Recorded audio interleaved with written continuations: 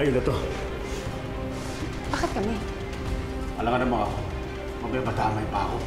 Pera niyo naman to, ha? Hindi pwede sa akin yan, panglalaki yan. Sige. Pasok muna doon. Ako naman. Ako na magsiset up ng bomb.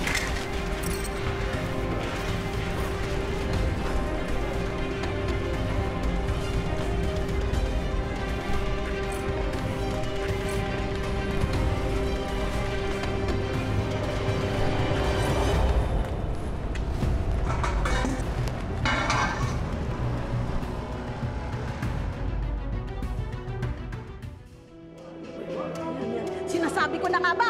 Sinasabi ko na totoo! Yan! Yang Anton Rosales na yan! At saka yung Miling! Scammer yan! Yan na nanlako sa akin! Ang daming utang sa akin yan! Kaya dapat guluhin natin sila! Palabasin natin yan!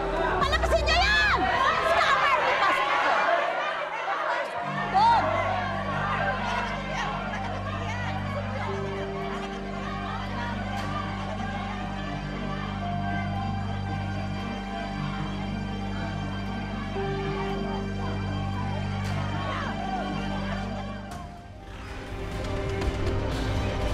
Ano?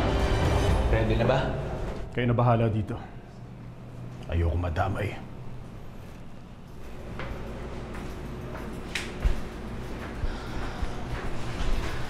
This bomb will cause panic and chaos.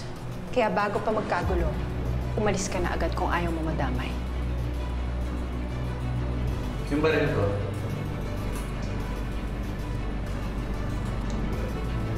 Okay. I'll create a distraction for you.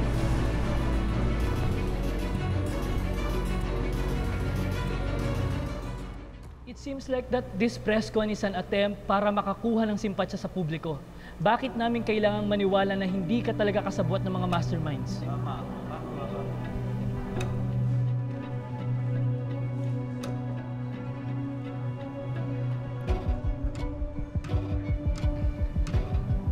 Why would my client return all of this? Uy! Totoo nga! Kung ang intention niya ay mag-scam ng mga tao,